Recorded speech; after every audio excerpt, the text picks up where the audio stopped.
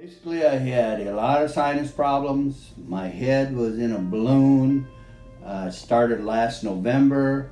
I had liquid in my ears. My ears were all plugged up, and I was kind of scared of what he might find. I thought it could be anything. It felt so bad.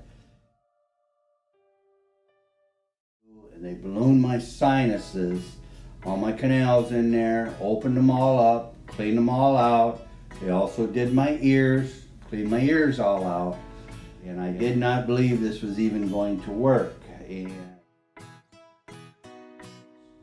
now I am feeling really good. I would say I'm pretty close to about 98% relieved of all of this pressure. Come in and start getting things checked out right away.